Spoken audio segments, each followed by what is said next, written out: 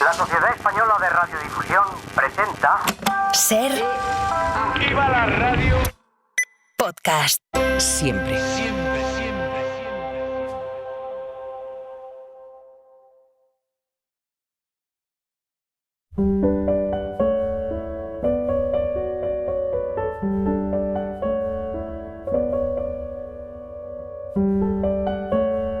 Un libro, una hora. Dirigido por Antonio Martínez Asensio.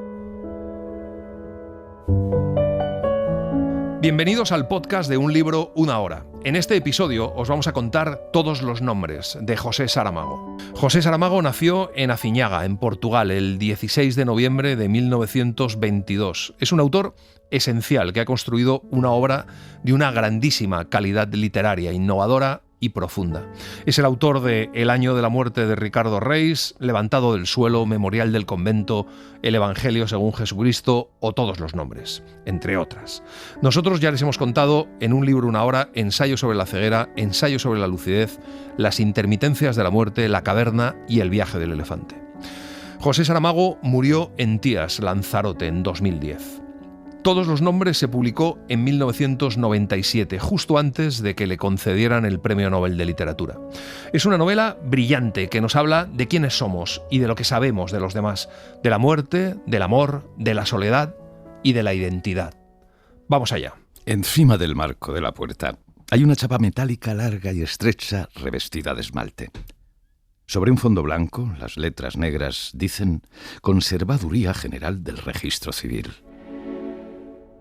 Apenas se cruza el umbral, se siente el olor del papel viejo. Es cierto que no pasa ni un día sin que entren en la conservaduría nuevos papeles de individuos que van naciendo, pero el olor nunca llega a cambiar. Es un perfume compuesto de mitad rosa y mitad crisantemo. Pasada la puerta aparece una mampara alta y acristalada con dos batientes por donde se accede a la enorme sala rectangular en la que trabajan los funcionarios, separados del público por un mostrador largo. La primera línea de mesas está ocupada por los 8 escribientes, que además atienden al público. Detrás están los 4 oficiales, luego los 2 subdirectores y al final, aislado, el conservador, a quien llaman jefe en el trato cotidiano. La continua agitación de los 8 de delante, que tan pronto se sientan como se levantan, siempre corriendo de la mesa al mostrador, del mostrador a los ficheros, de los ficheros al archivo, repitiendo sin descanso estas y otras secuencias y combinaciones ante la indiferencia de los superiores, tanto inmediatos como distantes. Es un factor imprescindible para comprender cómo fueron posibles y lamentablemente fáciles de cometer los abusos, las irregularidades y las falsificaciones que constituyen la materia central de este relato. Los archivos y los ficheros están divididos en 2 grandes áreas, la de los muertos y la de los vivos.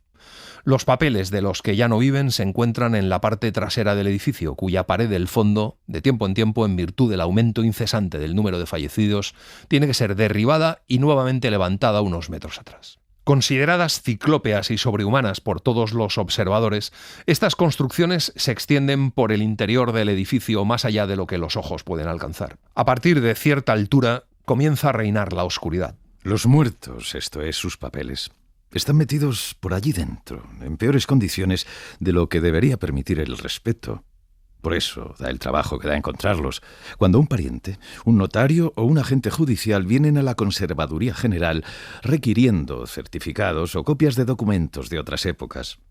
La desorganización de esa parte del archivo está motivada y agravada por el hecho de que los fallecidos antiguos son los que están más próximos al área denominada activa inmediatamente después de los vivos. Uno de los subdirectores tuvo la ocurrencia de proponer que la organización del archivo de los muertos se hiciera al contrario. Al fondo los remotos, más acá los de fecha fresca. Sarcástico, el conservador aprobó la idea con la condición de que fuera el propio proponente el encargado de hacerlo. Otro incidente es que un día desapareció en las catacumbas del Archivo de los Muertos un investigador que fue descubierto al cabo de una semana, hambriento, sediento, exhausto, delirante, superviviente solo gracias al recurso desesperado de ingerir grandes cantidades de papeles viejos, lo que hizo obligatorio a partir de entonces el uso del hilo de Ariadna. Uno de los funcionarios, uno de los escribientes, el último que ha entrado, se llama Don José. Además del nombre propio de José, Don José También tiene apellidos, de los más corrientes, sin extravagancias onomásticas, uno por parte de padre, otro por parte de madre, según la norma. Legítimamente transmitidos, como podríamos comprobar en el registro de nacimiento existente en la conservaduría, si la sustancia del caso justificase el interés y si el resultado de la averiguación compensara el trabajo de confirmar lo que ya se sabe. Al principio, los funcionarios residían en la Conservaduría General, en unas viviendas simples y rústicas construidas en el exterior, a lo largo de las paredes laterales. Las casas disponían de dos puertas, la puerta normal que daba a la calle y una puerta complementaria, discreta, casi invisible, que comunicaba con la gran nave de los archivos. Pero un cambio en los criterios municipales forzó la demolición de las casitas, excepto una. Es en esa casa donde vive ahora don José. Eso sí, la puerta de comunicación con la conservaduría fue condenada. Ordenaron a don José que la cerrase con llave y le avisaron de que por allí no podía pasar más. Don José entra y sale todos los días por la puerta grande de la Conservaduría General. Pero a don José no solo no le importó, sino que le alivió la clausura de la puerta. Con la prohibición de usar la puerta, quedaban aún más reducidas las probabilidades de una intromisión inesperada en su recato doméstico. Por ejemplo, si dejara expuesto encima de la mesa, por casualidad, aquello que tanto trabajo le venía dando desde hacía largos años, a saber, su importante colección de noticias acerca de personas del país que tanto por buenas como por malas razones se habían hecho famosas. Ahora bien, siendo claramente esta manía de don José de las más inocentes, una noche tuvo la iluminación que transformaría su vida. Percibió que algo fundamental estaba faltando en sus colecciones, esto es, el origen, la raíz, la procedencia o la simple certificación de nacimiento de las personas famosas cuyas noticias de vida pública se dedicaba a compilar. No sabía, por ejemplo, cómo se llamaban los padres de tal obispo, ni quiénes habían sido los padrinos que lo asistieron en el bautizo, ni dónde había nacido exactamente, en qué calle, en qué edificio, en qué piso. Solo el registro oficial de la Conservaduría daría verdadera fe y la solución se encontraba a su alcance. Imagine ahora, quien pueda, el estado de nervios, la excitación con que don José abrió por primera vez la puerta prohibida. El escalofrío que le hizo detenerse a la entrada, como si hubiese puesto el pie en el umbral de una cámara donde se encontrase sepultado un dios cuyo poder, al contrario de lo que es tradicional, no le llegara de la resurrección, sino de haberla recusado. Solo los dioses muertos son dioses siempre. Con la ayuda de una linterna avanzó por entre las mesas hasta el fichero de los vivos. Encontró rápidamente la ficha del obispo, abrió el armario de los impresos, sacó uno de cada modelo y volvió a casa. Después, con la mano todavía trémula, comenzó a copiar en los impresos blancos los datos identificadores del obispo. Cuando terminó, estaba exhausto. Había cometido una infracción contra la disciplina y la ética, tal vez contra la legalidad, y había quebrado la cadena jerárquica. Sin embargo, le pudo más la satisfacción y el orgullo de haberlo conocido todo. Volvió a la conservaduría y restituyó los documentos del obispo a sus lugares. Después, con un sentimiento de confianza en sí mismo que no había experimentado en toda su vida, paseó el foco de la linterna a su alrededor, como si estuviese finalmente tomando posesión de algo que siempre le había pertenecido, pero que solo ahora podía reconocer como suyo. Se detuvo un momento para mirar la mesa del jefe, nimbada por la luz macilenta que caía de lo alto. Sí, era lo que debía hacer, sentarse en aquel sillón. A partir de hoy, sería el verdadero señor de los archivos. Don José se sentó en el sillón del conservador y allí se quedó hasta el amanecer, oyendo el sordo rumor de los papeles de los vivos sobre el silencio compacto de los papeles muertos. Cuando la iluminación de la ciudad se apagó, se levantó del sillón y entró en su casa, cerrando la puerta de comunicación tras de sí. Se lavó, se afeitó, tomó el desayuno, dio la vuelta al edificio y entró en la conservaduría. Ninguno de los colegas se apercibió de quién había venido, respondiendo como de costumbre al saludo. Como cuenta Pilar del Río en su libro La intuición de la isla, el escritor español Francisco Umbral dijo en agosto de 1998 que José Saramago había escrito una no historia con unos no personajes sobre un no encuentro y un no amor, y que el resultado era magnífico. A partir de este libro, remató su declaración, José Saramago solo tiene que sentarse a la puerta de su casa y esperar que le den el premio Nobel. Mes y medio después, la Academia Sueca anunció que el Nobel de ese año era para José Saramago y Francisco Umbral aclaró que no se podía esperar otra cosa, que era obvio.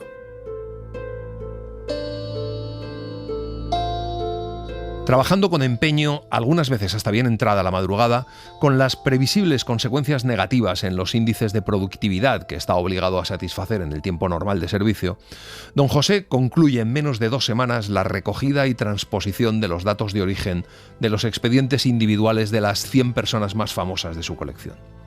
Pasa por momentos de pánico cada vez que tiene que encaramarse al último peldaño de la escalera para alcanzar los anaqueles superiores debido a un vértigo que le hace marearse. Y donde parece que todas las arañas, además de la Conservaduría General del Registro Civil, han decidido tejer las telas más densas, polvorientas y envolventes. Sentía que le gustaba su trabajo más que nunca. Gracias a él podía penetrar en la intimidad de tantas personas famosas, saber, por ejemplo, cosas que algunas hacían lo posible por ocultar, como ser hijas de padre o de madre desconocidos, o desconocidos ambos, como era el caso de una de ellas, o decir que eran naturales de la capital de una provincia o de la comarca, cuando habían nacido en una aldea perdida, en una encrucijada de bárbara resonancia, si no fue en un sitio que simplemente olía a estiércol y corral y que muy bien podía pasar sin nombre. Pero el lunes se tuerce desde la mañana. El subdirector a cuyo cargo está la responsabilidad de la intendencia comunica al conservador que está notando en las 2 últimas semanas un gasto de fichas y de carpetas de expedientes excesivo. Y al cabo de 1 hora se decide que el armario de los impresos se cerrará con llave. Don José suspira aliviado por haber tenido tiempo de terminar la parte más importante de su colección, pero decide, para prevenir males mayores, quedarse en casa esa noche. Pero después de cenar, se encuentra con toda una velada por delante sin tener nada que hacer, hasta que comienza a pensar que no hay peligro alguno, que tiene fichas en blanco de reserva y que no pasará nada por abrir la puerta y buscar rápidamente otras 5 fichas de famosos. Penetra en la caverna inmensa de la conservaduría con una linterna, más nervioso de lo que pensaba. Tan rápido como le permiten sus dedos tensos, abre y cierra cajones y vuelve a casa corriendo con el corazón dándole saltos, como un niño que va a la despensa para robar un dulce y vuelve de allí perseguido por todos los monstruos de las tinieblas. Cuando por fin pudo recuperar el aliento, se agachó para recoger las fichas. 1, 2, 3, 4, 5, no había dudas, 6. A medida que las recogía, iba leyendo los nombres que allí constaban, famosos todos, menos uno. Con la precipitación y la agitación de los nervios, la ficha intrusa se había pegado a la que le precedía. De finas que eran, la diferencia de grosor apenas se notaba. Al cabo de media hora ya, don José puede dar por terminada la velada y abrir otra vez la puerta. No le apetece nada entrar en la conservaduría, pero no hay otro remedio. El fichero tiene que estar completo y en debido orden a la mañana siguiente. Pero a medio camino se para pensando que no se ha fijado si es de hombre o de mujer la ficha que ha ido pegada. La ficha es de una mujer de 36 años, nacida en aquella misma ciudad, y en ella constan 2 asentamientos, uno de matrimonio, otro de divorcio. Al contrario de lo que deseaba don José, esa noche no puede dormir con la relativa paz de costumbre, persiguiendo en el laberinto confuso de su cabeza el rastro de los motivos que lo habían llevado a copiar la ficha de la mujer desconocida. La decisión de don José aparece 2 días después. Don José, si le preguntaran, no sabría decir cómo y por qué tomó la decisión. Me calcé de nuevo los zapatos, me puse la chaqueta y la gabardina y salí. Ni me acordé de la corbata. ¿Qué hora era? Sobre las 10:30. ¿A dónde fue después? A la calle donde nació la mujer desconocida. ¿Con qué intención? Quería ver el sitio, el edificio, la casa. Finalmente está reconociendo que hubo una decisión y que, como debe ser, ¿fue usted quien la tomó? No, señor, simplemente tuve conciencia de ella. Don José se queda allí unos minutos, mirando. Luego entra en la finca, sube la escalera y pega el oído a la puerta del piso donde, según la ficha, la mujer desconocida había nacido.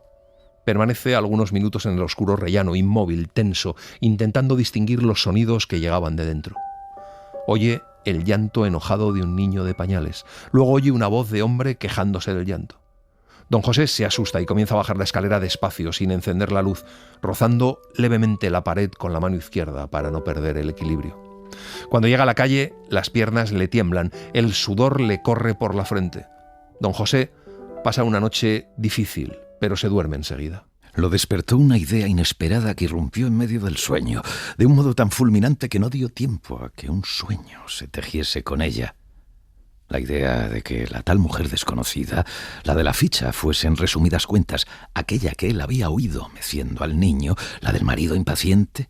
En ese caso su búsqueda habría terminado, estúpidamente terminado, en el preciso instante en que debería comenzar. Una angustia repentina le apretó la garganta. Se dice que si la mujer es la misma, rompe la maldita ficha y no piensa más en el asunto. Sabe que está intentando encubrir la decepción, sabe que no soportaría regresar a los gestos y a los pensamientos de siempre. De pronto se acuerda de que en la ficha constan 2 asentamientos, uno de matrimonio, otro de divorcio, y aquella mujer del edificio está ciertamente casada.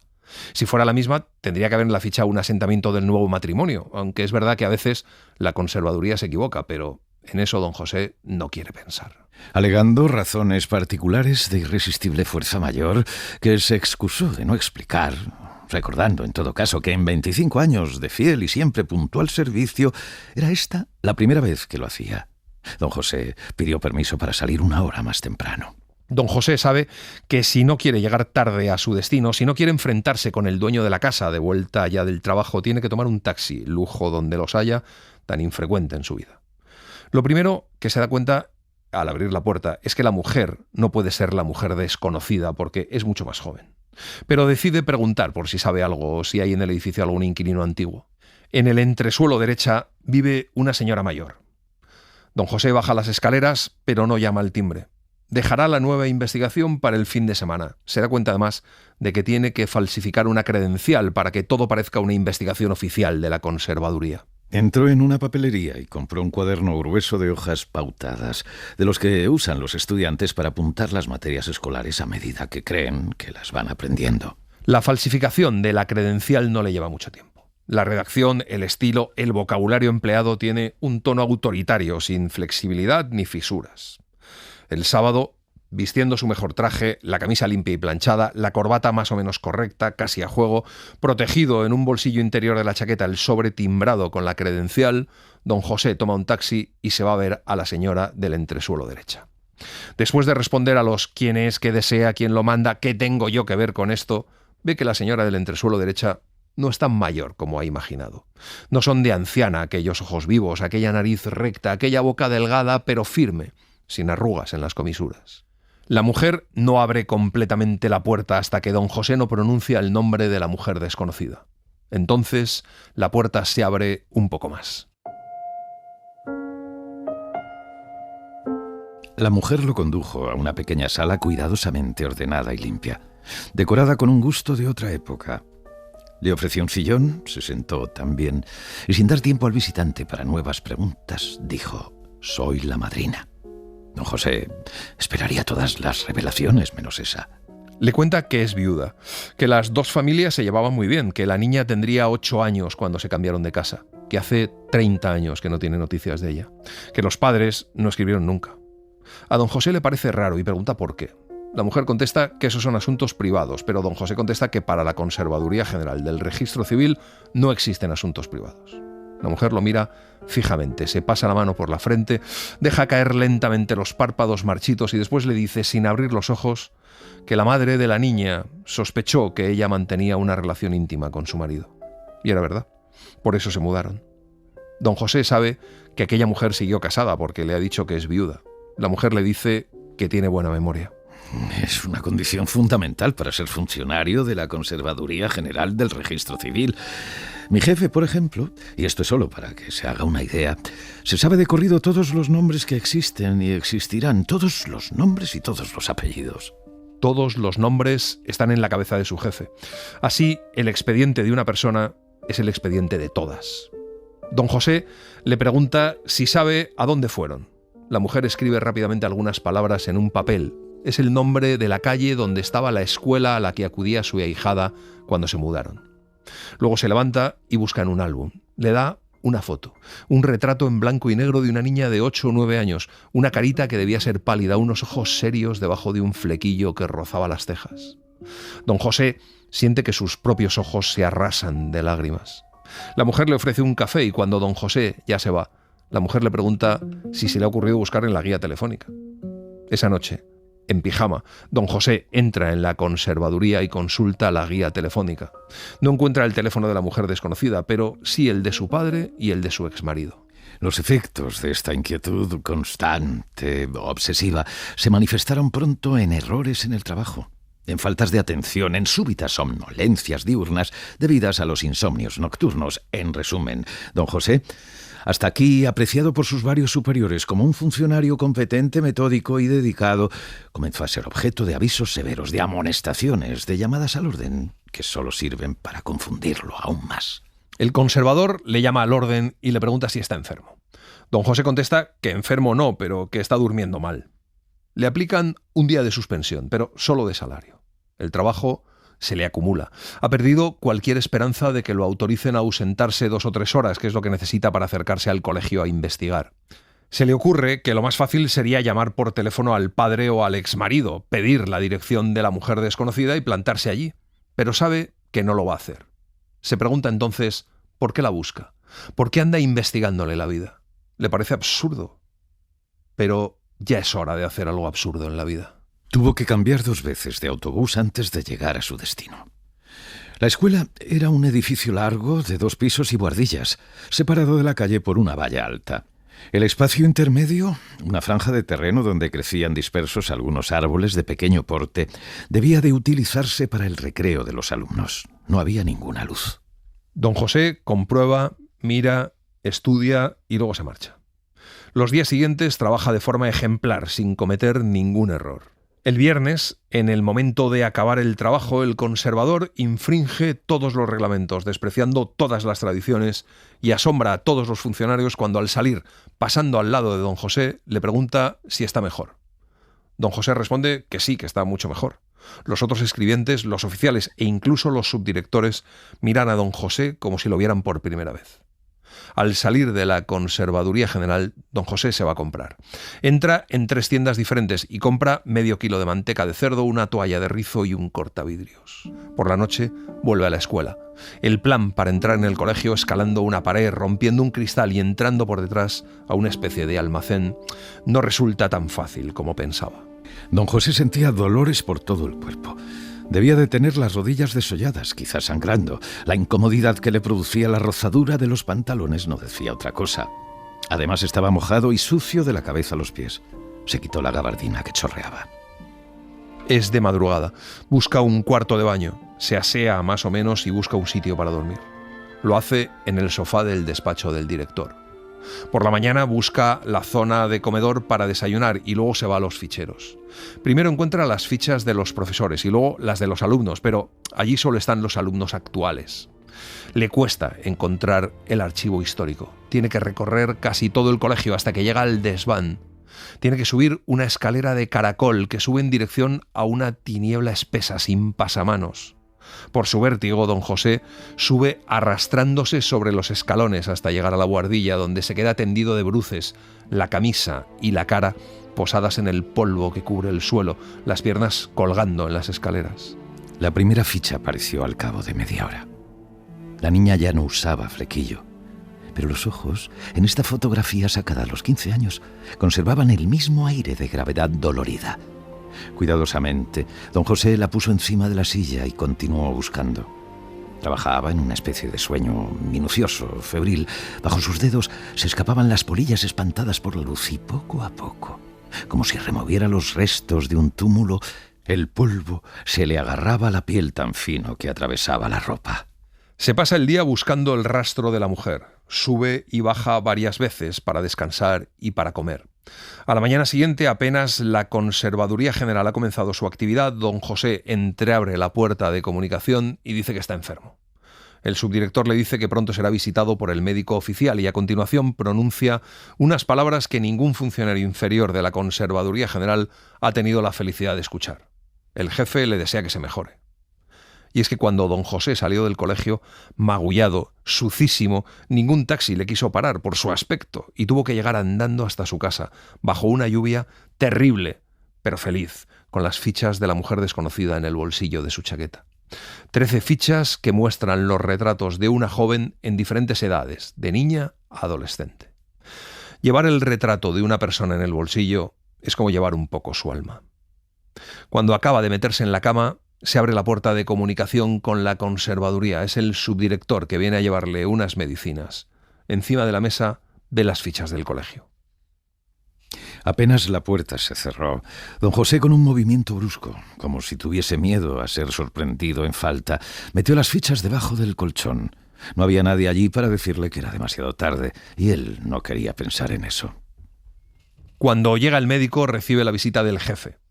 Tapado hasta la nariz, don José tiembla como si tuviese un ataque de paludismo, imaginándose a solas con él, a merced de las preguntas fatales. Pero el jefe lo único que hace es preocuparse por él, preguntar al médico, dar instrucciones para que le lleven las medicinas y le pongan las inyecciones y le lleven además de comer, y antes de irse solo pronuncia una simple palabra: cuídese. La búsqueda de la información de las circunstancias de la muerte del hermano le deparó a José Saramago una sorpresa que llevó al terreno literario.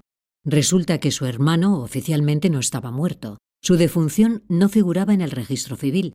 Podría permanecer en ese estado centenares de años hasta que un funcionario se preguntara qué pasaba con esa persona que nunca moría pese a haber nacido en 1920.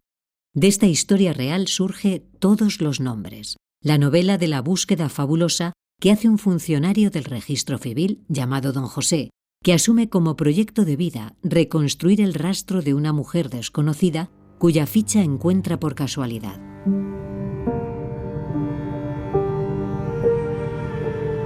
Don José necesita una semana para que le remita la fiebre. Pierde mucho peso. El día que vuelve a su trabajo se produce otro escándalo porque el conservador se detiene a su lado y le pregunta si ya se encuentra completamente restablecido de la enfermedad. Los funcionarios asisten, sin poder creérselo, a una conversación de igual a igual. El conservador le dice que la soledad nunca ha sido buena compañía, que las grandes tristezas, las grandes tentaciones y los grandes errores resultan casi siempre de estar solo en la vida. Y luego da órdenes para que don José se coja 10 días de vacaciones. Don José piensa de pronto en lo que supondría tener 10 días de libertad, 10 días para investigar sin estar atado a la servidumbre de las horas de servicio. Lo primero de lo que se ocupa es de limpiar y zurcir la ropa, que ya no es que esté sucia, es que está asquerosa. Después levantó el colchón de la cama. Tomó las fichas y las dispuso por orden de fecha sobre la mesa, de más antigua a más reciente. 13 pequeños rectángulos de cartulina. Una sucesión de rostros pasando de niña pequeña a niña mayor. Del comienzo de una adolescencia a casi una mujer. Durante aquellos años, la familia se había mudado 3 veces de casa, pero nunca tan lejos que fuese necesario cambiar de colegio. No valía la pena ponerse a elaborar complicados planes de acción. La única cosa que don José podía hacer ahora era ir a la dirección que constaba en la última ficha. Acude al día siguiente por la mañana, pero no sube a preguntar a los actuales ocupantes de la casa. Se contenta con mirar las ventanas de la casa donde la mujer desconocida vivió de pequeña. Luego se dirige a una farmacia cercana y pregunta por la mujer desconocida, haciéndose pasar por un trabajador del colegio que la busca para entregarle años después un diploma. Repite la pregunta en 10 tiendas más y solo en 3 encuentra a alguien que tenga memoria de la muchacha y de los padres. Cuando don José llega a casa, va exhausto y desanimado. Se tumba en la cama. La sabiduría de los techos es infinita.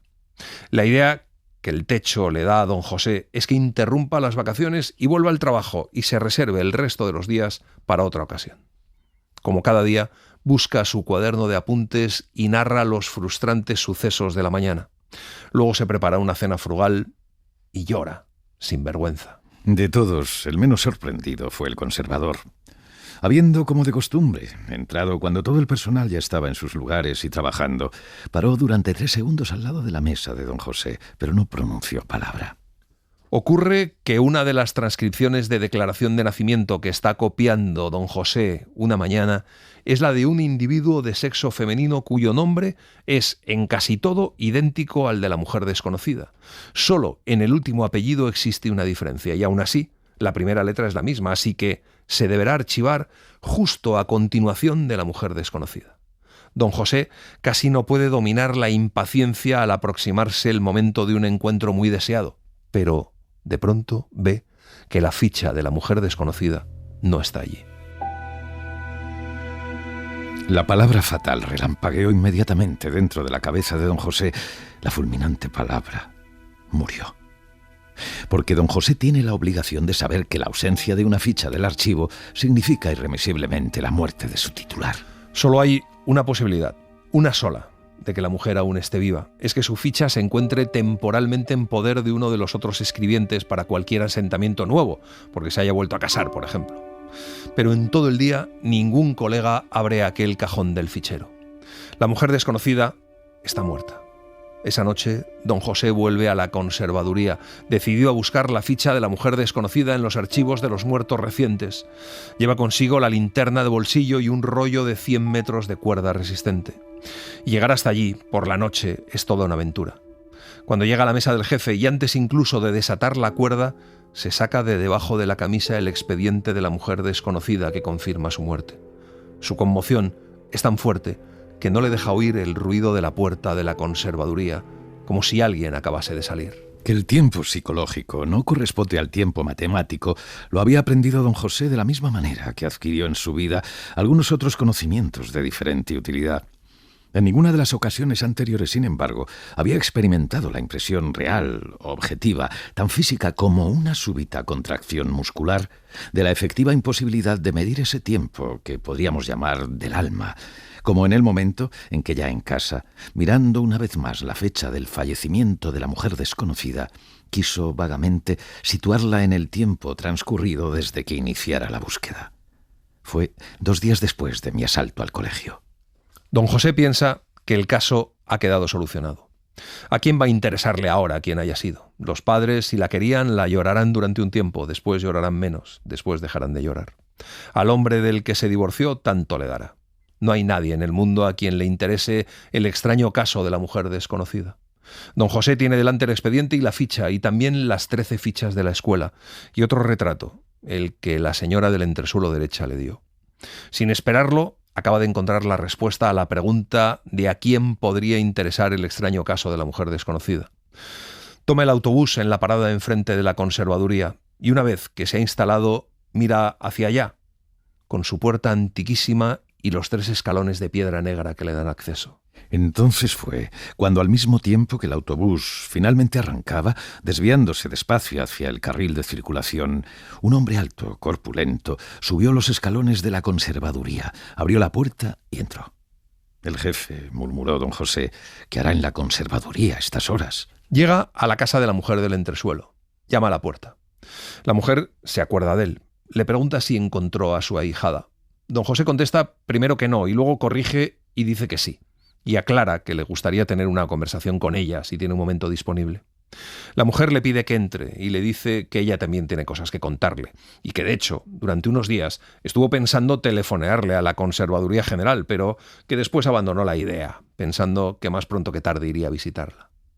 La frente de don José se cubre repentinamente de un sudor frío. A lo largo de varias semanas ha estado bajo la inminencia del desastre absoluto que hubiera sido la revelación pública de las irregularidades de su comportamiento profesional. Y durante un instante, don José odia con rabia a la mujer, la insulta mentalmente. La mujer nota algo raro y le ofrece una taza de té y trae un plato de pastas y luego le cuenta que llamó a su ahijada y habló con ella. ¿Eso cuándo fue? Algunos días después de que usted viniera. No me pude resistir a los recuerdos. Ni siquiera conseguía dormir. ¿Y qué pasó? Conversamos. Ella debió de sorprenderse. No me lo pareció. Pero sería lo natural después de tantos años de separación y de silencio. Se ve que sabe poco de mujeres, especialmente si son infelices. Ella era infeliz. Al poco tiempo comenzamos a llorar. Las dos, como si estuviésemos atadas una a otra por un hilo de lágrimas. La ahijada le contó cosas de su vida y prometió ir a verla, pero no ha ido. Y a la mujer le extraña. Tampoco la ha telefoneado. Don José pregunta cuántos días hace de eso y la mujer contesta que unas 2 semanas. La mujer pensó que su ahijada había cambiado de idea, que finalmente no quería reanudar las antiguas relaciones, que aquellas lágrimas fueron solo un momento de debilidad y nada más. Hace unos días telefoneó a su casa, pero nadie atendió. Le respondió un contestador, y eso que la telefoneó varias veces, incluso la llegó a llamar a medianoche, y nada. La conversación ya no podía proseguir alrededor del pozo negro que escondía la verdad. Se aproxima el momento en que don José diga: su ahijada murió, Es más, debía haberlo dicho, así que entró. De eso la mujer lo acusará, no tardando mucho. Se hace un silencio. Después, la expresión del rostro de la mujer comienza a cambiar. Se torna interrogativa y don José comprende que ella le va a preguntar, por fin, qué cuestiones relacionadas con el asunto lo han conducido a su casa. Querida señora, lamento tener que informarle de que su ahijada ha muerto, dijo don José rápidamente.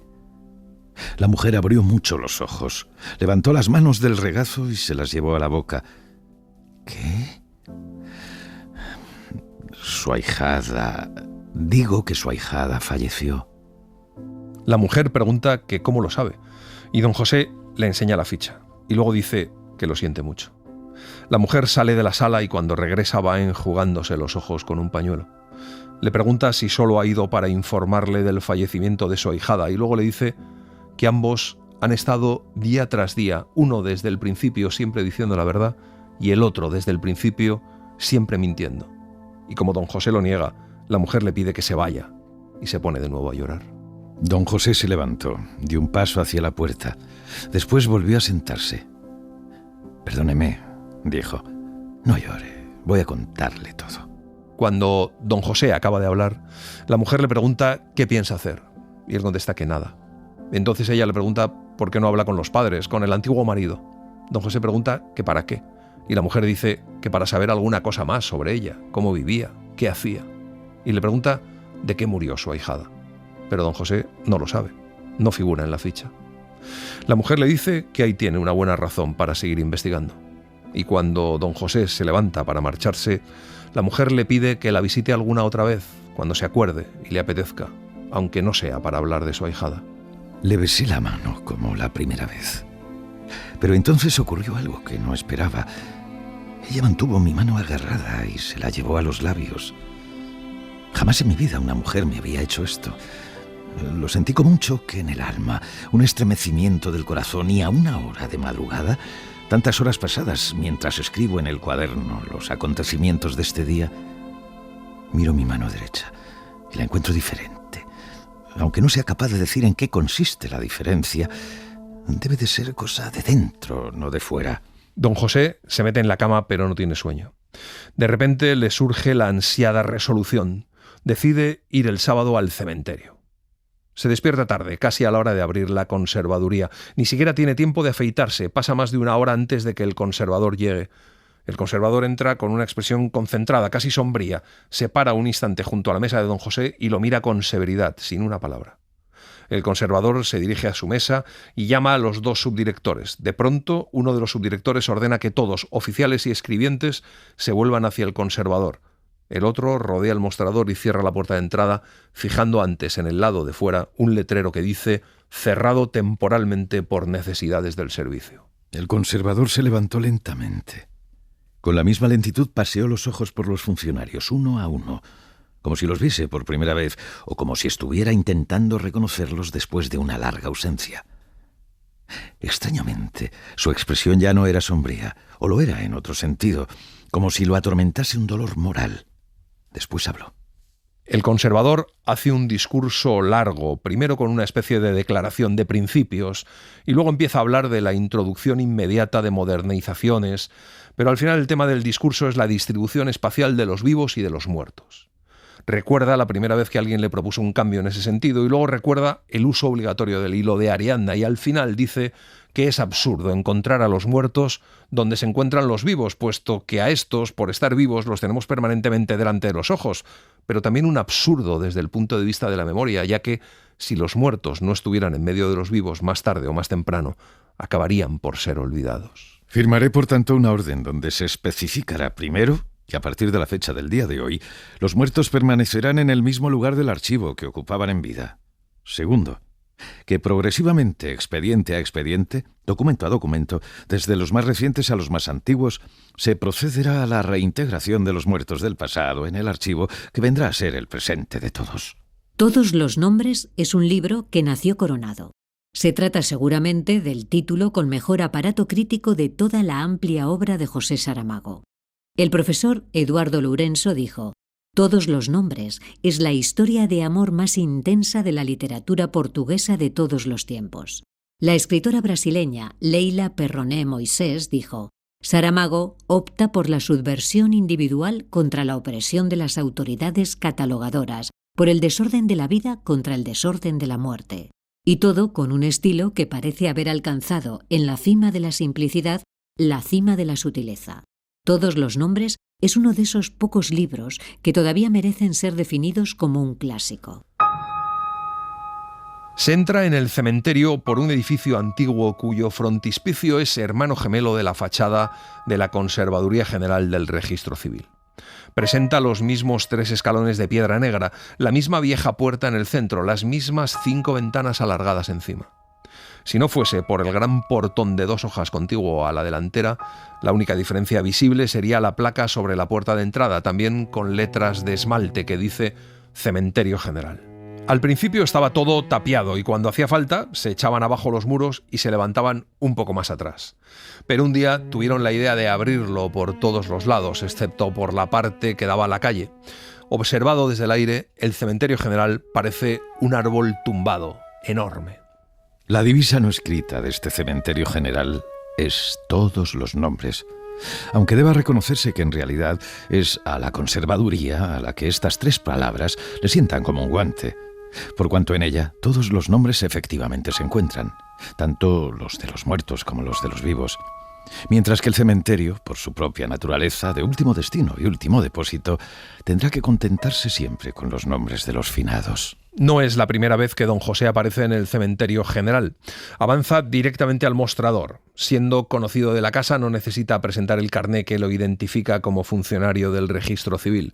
Dice que solo quiere saber cuándo fue enterrada una mujer. El hombre toma la ficha y va a consultar. Busca en el fichero, encuentra la ficha de la mujer, copia en el papel la fecha necesaria y se la da a don José, añadiendo, como si creyese que la información puede ser útil, que está en los suicidas. Don José siente una contracción súbita en la boca del estómago. Cuando ya había dado 2 pasos en dirección a la puerta, se volvió. Se me ha ocurrido ahora una idea. Aprovechar un rato de la tarde para dar un paseo por el cementerio. Si me autorizasen a entrar por aquí, evitaría dar un rodeo. El escribiente le dice que es mejor que se lleve un mapa y le indica el lugar donde la mujer está enterrada. Le explica que son los números los que cuentan en el mapa y no los nombres, que no cabrían. Orientándose por el mapa y lamentando algunas veces la falta de una brújula, don José camina en dirección al sector de los suicidas.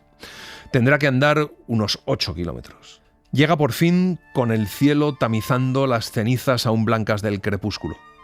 La sepultura de la mujer desconocida tendría que estar en el límite exterior del terreno ocupado. La cuestión ahora es saber en qué dirección. La sombra de los árboles lo cubre enseguida, como si la noche hubiese caído de pronto. Media hora después, don José alcanza el extremo del campo, cuando la luna, casi llena, casi redonda, sale por el horizonte.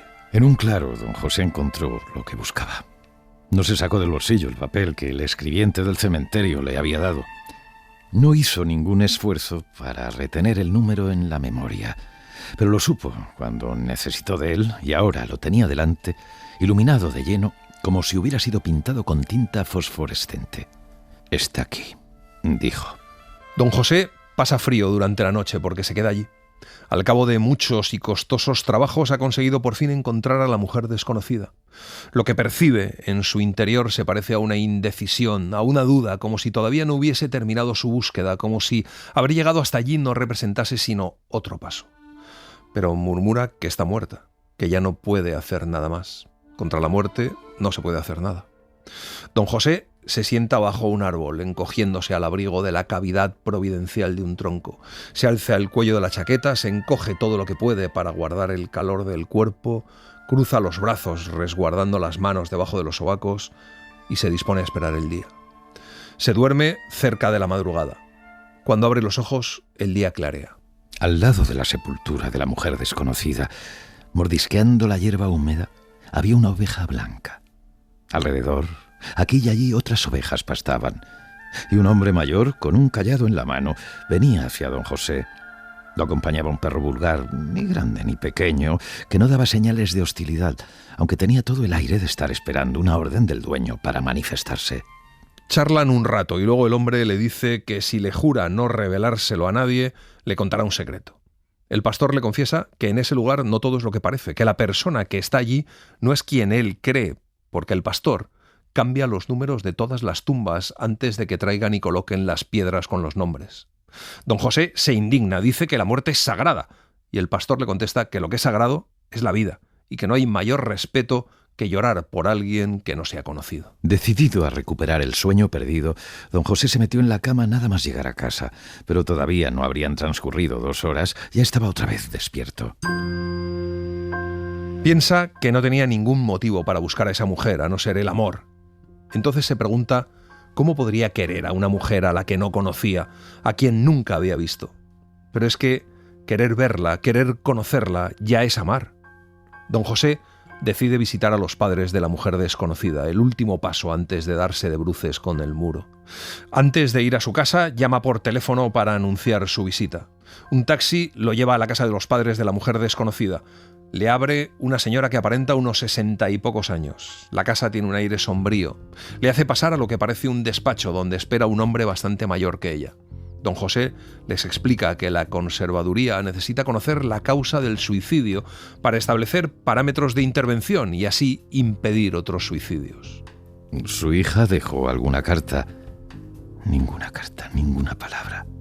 ¿Quiere decir que se suicidó así, sin más ni menos? No sería sin más ni menos. Ciertamente tendría sus razones, pero nosotros no las conocemos. Mi hija era infeliz, dijo la mujer. Nadie que sea feliz se suicida, cortó el marido impaciente. Don José pregunta por qué era infeliz y el padre le contesta que ya de chiquilla era triste. La madre le cuenta que en cambio cuando se divorció estaba muy contenta. La mujer desconocida le cuentan que era profesora de matemáticas en el mismo colegio en el que estudió. Don José está a punto de tirar el vaso de agua al suelo al escucharlo. Pregunta si su hija tenía un diario y la madre contesta que ella no encontró nada parecido y que todavía no han sacado nada de la casa. Don José pregunta si le dejarían ir allí y la respuesta del padre es cortante, dice inmediatamente que no. Luego don José pregunta cómo murió. Le contestan que ingirió una cantidad excesiva de pastillas para dormir. Don José decide marcharse. Cuando llegaron al pasillo, ella se llevó un dedo a los labios y le hizo señal para que esperase. Del cajón de una pequeña mesa que había allí, arrimada a la pared, retiró sin ruido un pequeño manojo de llaves. Después, mientras abría la puerta, las introdujo en la mano de don José. «Son de ella», susurró. Uno de estos días pasó por la conservaduría para recogerlas. Y aproximándose más, casi en un suspiro, dijo la dirección. Don José decide que no irá a trabajar a la mañana siguiente. Se levanta muy temprano, va a ir al colegio. El caso de la mujer desconocida ha llegado al final, solo falta esta indagación en el colegio, después la inspección de la casa y si tiene tiempo hará una visita rápida a la señora del entresuelo derecha para narrarle los últimos acontecimientos. Después, nada más. En el colegio pregunta por el director y le dice que está investigando el suicidio de una de sus profesoras de matemáticas. Le traen la ficha de profesora del archivador. Disimulando la perturbación, aunque no el temblor de las manos, don José finge que compara la ficha del colegio con la copia de la ficha de la conservaduría. El director le lleva a su despacho. Don José le pregunta si dejó algo escrito y el director solo le habla maravillas de la mujer y le dice que su suicidio es inexplicable, como lo son muchas cosas en la vida, como lo es, por ejemplo, el asalto que sufrieron hace poco. Don José se despide del director y se dirige a la casa de la mujer. Se deslizó con rapidez al interior de la casa, cerró la puerta con todo cuidado y se encontró en medio de una penumbra densa, a la que le faltaba poco para ser oscuridad. Palpó la pared junto al marco de la puerta, encontró un interruptor, pero prudentemente no lo hizo funcionar. Podría ser peligroso encender las luces. Don José se descalza, aunque el suelo está enmoquetado. Entra en un dormitorio. Hay una cómoda, un armario, una mesilla de noche. La cama estrecha, de soltera, como se decía antes. Da una vuelta por las restantes habitaciones del apartamento. Allí vivió una mujer que se suicidó por motivos desconocidos, que estuvo casada y se divorció. Una mujer que, como todas, fue niña y muchacha, que ya en ese tiempo, de una cierta e indefinible manera, era la mujer que llegó a ser una profesora de matemáticas, que tuvo su nombre de viva en el registro civil junto a los nombres de todas las personas vivas de esta ciudad. Una mujer cuyo nombre de muerta volvió al mundo vivo porque este don José fue a rescatarlo al mundo de los muertos, apenas el nombre, no a ella. No encuentra nada que le pueda explicar las razones de la vida y de la muerte. Se sienta en un sofá y se queda allí. Le quedan muchos cajones por revisar, pero se da cuenta de que nada de lo que encuentre cambiará nada. De pronto suena el teléfono y entonces don José escucha la voz de la mujer. Cuando don José llamó a la puerta de la señora del entresuelo derecha, solo tenía pensamientos para la taza de té que tomaría. Tocó una vez, 2 veces, pero nadie abrió. Perplejo, inquieto, llamó al timbre del entresuelo izquierda. La vecina le cuenta de malos modos que a la mujer del entresuelo derecha le ocurrió alguna cosa y que fue una ambulancia a buscarla hace 3 días. Don José piensa que tendrá que ir a los hospitales. Está exhausto. Sube la escalera hasta el 2º piso, llama a la puerta de la casa de la madre de la niña y del marido celoso para preguntar si saben alguna cosa de la vecina del entresuelo derecha, pero no saben nada. Toma un taxi para volver a la conservaduría. Cuando llega, ve que las ventanas de la conservaduría están iluminadas. Va hacia su casa. Entonces unos dedos brutales apretaron el corazón de don José. Había luz dentro de casa. Mete la llave en la puerta, aunque sabe a quién va a ver. El jefe se encuentra sentado a la mesa. Delante tiene algunos papeles cuidadosamente alineados, las 2 falsas credenciales, las fichas escolares de la mujer desconocida, el cuaderno de apuntes, la carpeta del expediente de la conservaduría con los documentos oficiales. Le dice a don José que se siente. Le dice que ha seguido regularmente sus actividades y que además su cuaderno de apuntes le ha sido de gran ayuda. Don José dice que mañana presentará su dimisión y el jefe le contesta que él no la aceptará y que está dispuesto a convertirse en cómplice de sus irregulares acciones. Don José le cuenta lo último, lo que no está aún en el cuaderno. ¿Sabes lo que yo haría si estuviese en su lugar?, preguntó. No, señor. ¿Sabe cuál es la única conclusión lógica de todo lo que ha sucedido hasta este momento? No, señor. Hacer para esta mujer una ficha nueva, igual que la antigua, con todos los datos exactos, pero sin la fecha del fallecimiento. Y luego la coloca en el fichero de los vivos como si ella no hubiese muerto. Sería un fraude. Sí, sería un fraude. Pero nada de lo que hemos hecho y dicho usted y yo tendría sentido si no lo cometiésemos. El conservador se levanta, le dice que le deja allí la llave y le pregunta por qué no está el certificado de defunción en el expediente. Don José le cuenta que no fue capaz de descubrirlo, que se debió quedar en el fondo del archivo o se cayó por el camino. El jefe dice que mientras no lo encuentre, esa mujer estará muerta. Don José le contesta que estará muerta de todas formas y el jefe le contesta que a no ser que lo destruya. Se vuelve de espaldas sobre esas palabras y se va. Don José se quedó parado en medio de la casa. No era necesario rellenar una nueva ficha porque ya tenía la copia en el expediente. Era necesario, sí, rasgar o quemar la original donde había sido escriturada una fecha de muerte. Y todavía estaba allí dentro el certificado de defunción. Don José entró en la conservaduría, fue a la mesa del jefe, abrió el cajón donde lo esperaban la linterna y el hilo de Ariadna. Se ató una punta del hilo al tobillo y avanzó hacia la oscuridad. Y así les hemos contado todos los nombres de José Saramago. Hemos seguido la edición de la editorial Alfaguara con traducción de Pilar del Río. Hemos citado varios fragmentos del libro de Pilar del Río, La intuición de la isla, editado por Itineraria. Gracias por estar ahí y gracias por leer. Un libro, una hora, en la cadena SER. Un programa escrito y dirigido por Antonio Martínez Asensio, con la voz de Eugenio Barona y la participación de Olga Hernán Gómez. Diseño sonoro de Mariano Revilla. Edición y montaje de sonido de Rafael Yuste. Y en las redes, Laura Martínez Pérez. Para no perderte ningún episodio, síguenos en la aplicación o la web de la SER, Podium Podcast o tu plataforma de audio favorita.